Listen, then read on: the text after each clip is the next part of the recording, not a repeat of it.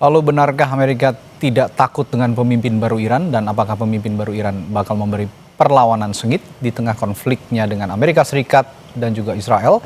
Kita bahas bersama mantan Duta Besar Indonesia untuk Iran, Dian Wirangjurits. Selamat malam Pak Dian. Selamat malam Mas Radi. Ya, Pak Dian, Anda pernah berada di Iran dalam beberapa periode kepemimpinan Iran yang terdahulu. Dan sampai saat ini setelah Ayatollah Ali Khamenei tewas, anaknya yang kedua Mojtaba Khamenei ditunjuk sebagai supreme leader di sana. Tapi sampai saat ini belum muncul di permukaan maupun di depan publik. Nah, apakah gaya kepemimpinannya ini bakal seperti sang ayah kira-kira, Pak Dian? Terima kasih Mas Radi. Ya. Iran adalah sebuah sistem ketatanegaraan berdasarkan velayat Epaqih Guardian of the Jurist. Itu sudah mapan sejak tahun 79 ketika revolusi Iran menumbangkan monarki. Hampir 50 tahun sistem ini tegak berdiri dengan gempuran sanksi yang masif yang dilakukan oleh Amerika dan sekutu-sekutunya. Buat saya itu saja bukti bahwa Iran yang dikenakan sanksi secara masif itu bertahan.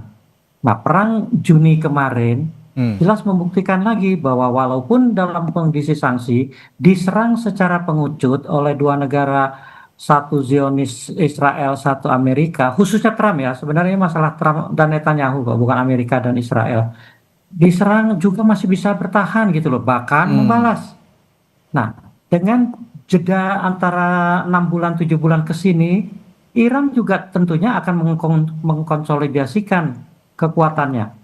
Apa yang terjadi bahwa tewasnya Khamenei itu buat saya tidak akan mempengaruhi policy, kebijakan atau apapun yang sudah digariskan oleh pemimpin besar Iran, baik Khomeini maupun Khamenei.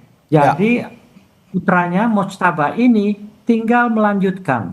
Bahwa melanjutkan ini seperti apa buat saya minimal sekarang tetap bertahan dan membalas sesuai kemampuannya. Tapi harus diingat bahwa sekarang saja negara-negara Eropa, negara-negara sekutunya Amerika kayak Eropa dan kayak negara-negara teluk antek-anteknya itu sudah mulai berpikir kok kalau diteruskan yang susah mereka, karena mereka yang tidak tahu apa-apa rakyatnya harus terlibat perangnya Trump. Siapa yang mau? Nah, kalau Trump tadi di videonya bilang katanya dia mau begini mau begitu ya silakan aja. Mudah-mudahan rakyat Amerika juga udah nggak percaya kalau sama dia. Kalau gitu, kalau gitu dari pengakuan Presiden Amerika Serikat tadi bahwa siapapun supreme leader di Iran itu tidak akan bertahan lama dan kita akan terus menggempur. Seperti kata Pak Dian tadi, ini akan merugikan mereka sendiri. Tapi secara militer, saya akan bertanya ke pakar militer Koni Rahakundini yang juga bergabung melalui sambungan telepon. Selamat malam Bu Koni. Selamat malam, mohon maaf ya, aku nggak bisa pakai Zoom karena aku gelap banget mobilnya. Oke, tidak masalah Bu Koni. Bu Koni, saya ingin tanyakan begini, benarkah Amerika Serikat tidak takut dengan pemimpin baru Iran seperti Mojtaba Khamenei ini? Mengingat dia memiliki hubungan dekat dengan Islamic Revolutionary Guard Corps yang kita kenal juga cukup kuat begitu. Apa kelemahan militer Iran yang mungkin dieksploitasi oleh Amerika Serikat dan juga Israel? Sebelum saya mau jawab ke sana ya, kita tuh mesti sadar nih. Pergantian pemimpin Iran hari ini tuh terjadi di tengah konflik yang intens, ya kan? Jadi ini bukan hanya soal figur pemimpin, dia dekat dengan siapa, tapi dia apa. Tapi bagaimana, ya kan, sebuah negara itu mempertahankan stabilitas dan posisinya di tengah geopolitik. Dan karena pertarungan tentang posisi negara, menurut saya dia akan all out. Sehingga harusnya memang, ya boleh aja Amerika atau Trump bicara tentang apa aja, tapi ada 3 alasan dia tuh mesti dikhawatirkan atau ditimbang sebagai musuh yang besar. Atau yang berat, bukan besar. Satu, kedekatan dia dengan militer. Kan hubungan itu sangat dekat dengan Islamic Revolutionary Guard Corps. Dan ini adalah, mau dibilang apapun, adalah militer paling berpengaruh. Kemudian dia itu dikenal sangat konservatif dan anti-barat. Udah dikenal dari dulu dia konservatif anti-barat. Artinya apa? Dia itu datang juga di dalam posisi dia sakit hati mendapat posisi sekarang. Karena istrinya, anaknya meninggal dunia kan. Dalam gugur, dalam serangan kemarin. Nah kemudian ini juga dia harus mempertahankan segalanya karena dia itu lahir di tengah transisi yang dianggap semi dinasti. Karena dalam kepemimpinan Iran dari ayah ke anak itu jarang loh dan kontroversial. Makanya dia akan bikin momen ini sangat penting dalam kepemimpinannya. Dan dia itu bukan pengganti biasa, tapi dia adalah kesinambungan rezim yang di tengah perang. Artinya dia akan all out. Artinya pernyataan Presiden Trump itu nggak sebetulnya benar, karena menurut saya kita harus pikirkan betul gitu. Oke, baik. Saya kembali ke Pak Dian. Pak Dian, kalau balik lagi ke perspektif diplomatik begitu, apakah Mojtaba Khamenei ini kemungkinan besar akan memberikan perlawanan sengit terhadap Amerika Serikat dan Israel, atau justru membuka ruang-ruang negosiasi seperti yang pernah dilakukan ayahnya di masa lalu? Mas Radi, pemirsa, yang mulai perang itu siapa ya? Kan Israel dan Amerika, Betul. bukan negaranya ya, tapi Trump sama Netanyahu. Loh, kalau sekarang mereka yang meningkatkan serangannya, kan Iran pantas-pantasnya membalas serangannya juga dengan setimpal. Bahkan kalau Trump masih nekat mau dilanjutkan, Iran itu juga pasti siap. Kenapa? Senjata yang dikeluarkan saat ini adalah senjata-senjata lama Yang lampau ya. yang tidak pernah terpakai selama ini. Dari periode 79 sampai 8 sampai sekarang itu hampir 50 tahun revolusi saya bilang tadi, itu kan sudah pasti banyak perkembangan militer yang tidak diketahui siapapun. Itulah bukti bahwa serangan sekarang ini saja sudah merepotkan Amerika, Israel dan sekutu-sekutunya, antek-anteknya yang di Timur Tengah itu. Bisa melawan, bisa membuktikan bahwa jangankan 1 lawan 1 sama Israel pasti lewat lah kalau 1 lawan 1. Dengan keroyokan seperti ini bertahan, itu belum mengeluarkan semua kemampuannya. Nah, kalau sekarang ditanyakan bagaimana kelanjutannya, loh yang mulai siapa? Mulai kalah yang harus sadar. Kalau diteruskan sama-sama rusak, Amerika memang tidak rusak, tapi negara-negara sekutunya di Timur Tengah itu dijamin rusak. Makanya mestinya diplomasi itu dari pihak sana, khususnya dari negara-negara kawasan Teluk Persia yang antek-anteknya itu, yang rakyatnya tidak tahu apa-apa, totonya diajak perang pun bukan perang negara mereka loh, membantu Amerika. Apalagi Eropa pun sekarang sudah mulai terpecah dalam Timur Tengah ini. Jadi mestinya Trump sendiri yang mengaca, sehingga mudah-mudahan ada obat yang membuat dia waras sehingga mulai menjajaki diplomasi. Diplomasi harus mulai dari sana, bukan dari Iran. Oke. Kalau dari profil pribadi sosok Mojtaba sendiri, Bu Kony, Anda melihat ini cukup menakutkankah buat Amerika Serikat? Seperti saya ulangi kan, dia itu dianggap figur hardliner. Dia tuh terkenal konservatif, dia anti Barat dibanding Iran lainnya. Nah, jadi kalau kita mau lihat kemungkinan apa yang paling keras yang akan dilakukan oleh beliau terhadap Barat, bukan saya saja, tapi banyak analis memperkirakan kebijakan nuklirnya akan semakin agresif. Jadi dia bukannya takut, dia malah akan semakin strong gitu, semakin bersatu. Rakyatnya akan diberi keyakinan bahwa kebijakan nuklir Iran itu harus semakin agresif. Kemudian dengan ini kita bisa melihat bahwa kemungkinan konflik Israel dan Amerika ini nggak akan berhenti begitu cepat. Karena kepemimpinan baru dia muncul sekali lagi tadi dalam semangat sakit hati yang sangat mendalam, bapaknya meninggal, istrinya meninggal, anaknya meninggal, keluarga meninggal, tapi juga dalam suasana nasionalisme yang tinggi. Ini kan pride rakyat loh. Kebayang nggak sih kita kepala negara kita tiba-tiba dibantai begitu?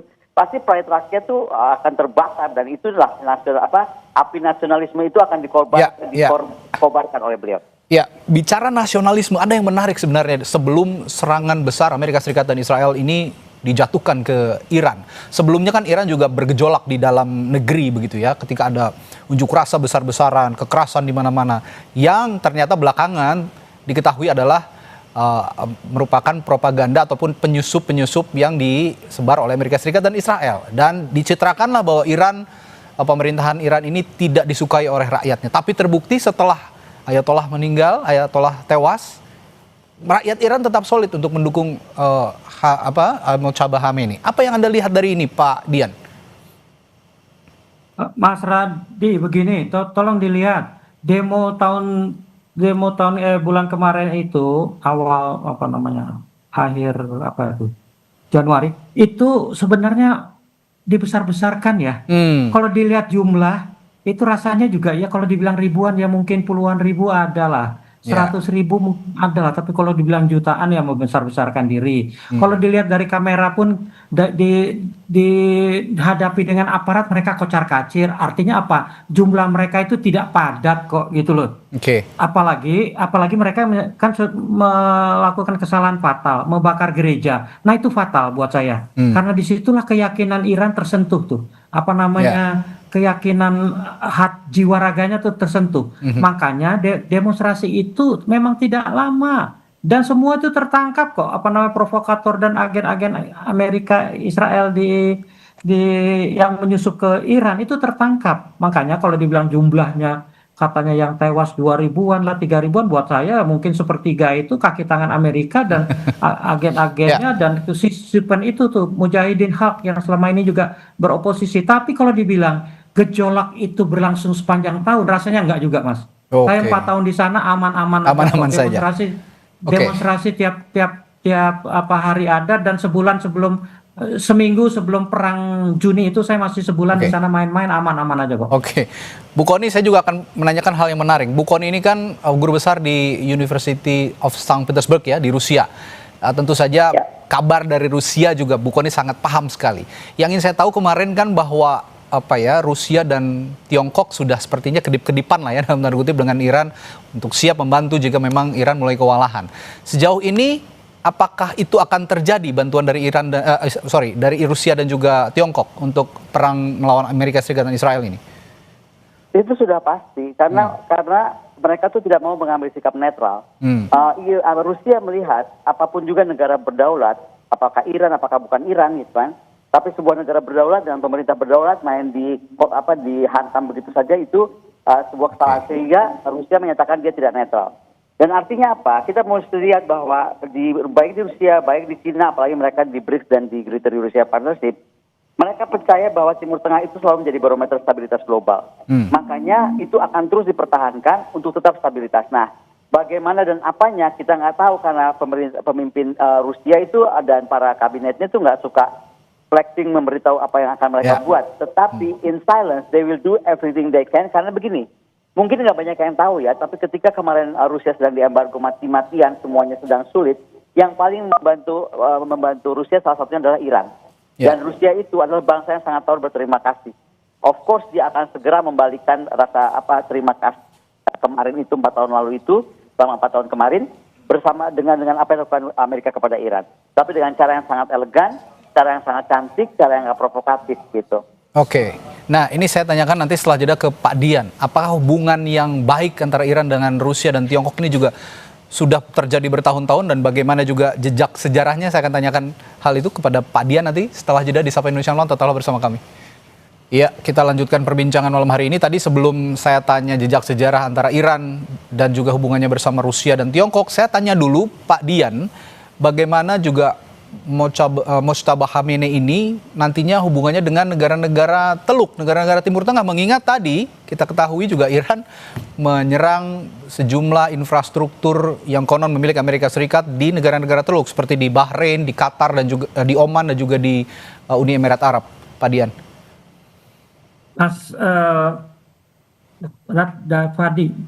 Mas Radi, maaf. Saya kembali mengingatkan ya, yang memulai perang siapa? Kan Israel dan Amerika, Trump dan Netanyahu. Negara Teluk itu ada pangkalan-pangkalan Amerika. Sekarang pangkalannya digunakan untuk menyerang Iran. Iran pada tahap awal hanya fokus menyerang pangkalannya. Tapi kan yang makin brutal itu kan Trump sama Netanyahu. Sasaran-sasaran sipil yang tidak diperkenankan dalam hukum humaniter itu kan dilanggar. Sekolah disikat, berapa yang mati, rumah sakit disikat, masjid disikat, kan itu nggak boleh sebenarnya. Betul. Nah, kalau serangan dari dari Amerika dari pangkalan itu saja brutal, masa Iran juga harus hanya fokus pada menyerang pangkalannya? Kan makin brutal dia makin jadi. Makanya Iran pun membalas secara tegas, secara brutal ke sasaran yang lebih luas, artinya ke kawasan pemukiman dan sebagainya. Buat saya sebagai unsur bela diri, hal itu harus dikedepankan. Kalau tidak, ya Amerika enak aja dia duduk-duduk garuk-garuk perut gitu ya. Sementara yang diserang cuma pangkalannya dia. Ya, ini yang mestinya sadar itu justru rakyatnya mestinya, bahwa mereka itu tidak ingin perang. Nah, kalau kembali ke masalah tadi itu yang awal tentang Cina dan Rusia ya, Mas. Buat saya begini, kan tadi saya bilang juga bahwa sekarang ini Iran, kalau soal jumlah ratusan ribuan, buat saya itu propaganda lah. Silakan perang di media gitu ya.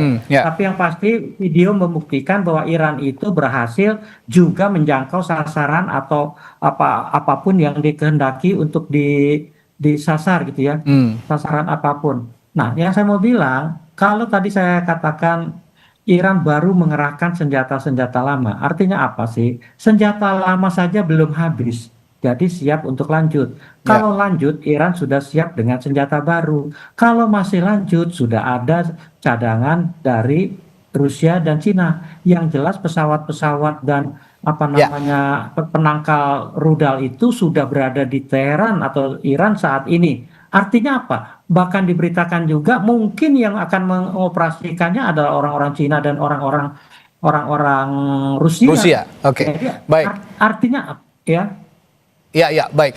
Saya ke Bu Kony kalau gitu. Dari perspektif historis, Bu Kony, apakah perlawanan sengit dari pemimpin baru di Iran ini seperti Mujtaba ini bisa mengubah dinamika perang? Mengingat Amerika Serikat juga pernah gagal dalam upaya regime change di masa lalu. Oh sangat, ya makanya saya bilang dalam beberapa kesempatan, Iran itu bukan negara, dia itu peradaban. Dia itu udah diuji oleh ribuan tahun menang dan selalu unggul. Dan dia tuh resilience-nya kuat. Ya. Jadi artinya bangsa ini peradabannya dengan kekuatan ketahanan yang sangat kuat. Nah kembali tadi kalau dibicarakan tentang Iran ya, bagaimana mereka tuh di tengah embargo demikian panjang, dia bisa menciptakan rudal balistik hipersonik. Coba kita lihat Fatah 1, Fatah 2. Itu rudal hipersonik yang jangkauannya 1.400 km, hebat banget kan. Belum lagi kalau kita bicara Qasim Bahir, dia tuh rudal balistik jarak menengah yang jangkauannya juga lumayan gitu. Nah, saya juga mesti ingatkan bahwa dia tuh juga punya Fateh 110 rudal.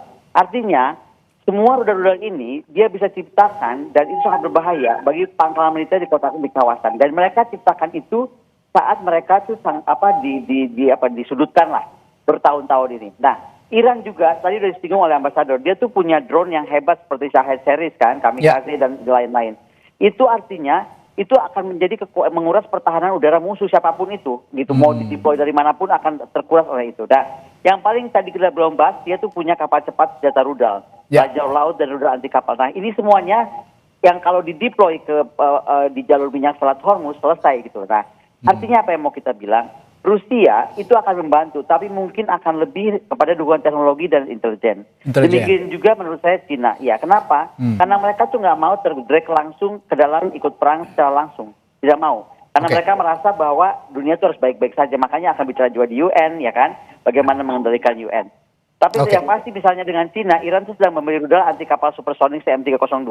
Dan itu artinya kenapa indikasi pengiriman bahan kimia untuk bahan bakar roket dari Cina juga terdeteksi banyak ke Iran. Artinya Iran itu akan survive panjang. Directly or indirectly dia akan didukung oleh Rusia dan Cina baik intelijen, baik teknologi. Dan itu artinya mereka akan lebih bertahan. Ini berarti ya akan diladeni oleh Iran ya, apa yang dikatakan oleh Donald Trump, kami akan melancarkan serangan panjang 6 bulan. Ya silakan saja, kata Iran begitu kira-kira. Karena kami punya kekuatan yang bisa menandingi. Terakhir ke masing-masing narasumber saya, ke Pak Dian dulu. Kira-kira ini dalam konteks kepemimpinan yang baru Mujtaba Khamenei, apa saran Anda untuk pemerintah Indonesia terutama untuk menanggapi situasi ini ketika Iran berperang melawan Amerika Serikat dan Israel di bawah kepemimpinan Mujtaba? Buat saya pemerintah Indonesia dalam kaitan perang Iran-Irak ini tidak bisa Iran-Israel ini tidak bisa berbuat apa-apa. Dan tidak usah memaksakan diri untuk gagah-gagahan mau datang lah, mau mendamaikan segala macam. Kita tidak punya leverage. Buat saya saya berkali-kali menyatakan waktu Arab Saudi sama Iran tidak ada hubungan diplomatik atau bermusuhan pun, yang mendamaikan bukan negara Islam, bukan negara non-blok kok, Cina. Udahlah tenang-tenang aja, benahi dalam negeri, tidak usah ikut-ikutan apapun yang di luar negeri, fokus saja pembangunan dalam negeri. Terima kasih. Banyak masalah, penegakan hukum nomor 1, korupsi nomor 2 dan sebagainya. Baik. Ini pertanyaan yang sama untuk Bu Kony, saran untuk pemerintah tapi dari sisi keamanan regional, mengingat juga ini meskipun belum dikonfirmasi resmi, ada santer kabar yang mengatakan bahwa TNI sudah melakukan kesiapan siaga 1 katanya Bu Kony. Lah yang pasti begini aja lah, yang kita mesti lihat dampak paling langsung bagi Indonesia itu bukan militer tapi ekonomi. Ya kan, konflik Timur Tengah itu mempengaruhi stabilitas energi global. Dan itu kita bicara tentang Hormuz yang terganggu, ya kan. Dan sekarang bagaimana kita prioritasnya menjaga stabilitas energi dan ekonomi domestik. Saya sepakat dengan ambasador bilang. Yang kedua, kita keluar dari board of perang atau board of war. Kenapa? Karena kita tuh sedang harus membereskan urusan kita sendiri. Dan kalau kita membawa TNI ke sana, ini akan menjadi urusan lebih panjang karena strukturnya secara organisasi board of peace ini masih banyak yang harus dipertanyakan oleh DPR. Baik. Jadi betul, saya lebih sepakat kita konsentrasi pada urusan domestik, ya kan? Ya. Kita membantu sebisa kita mampu, tapi jangan ikut campur terlalu jauh. Baik, terima kasih pandangannya Bu Kony Rahakundini, pakar militer dan juga mantan Duta Besar Indonesia untuk Iran, Pak Adian Wirangjuri telah berbagi informasi dan perspektifnya malam hari ini di Sapa Indonesia Malam.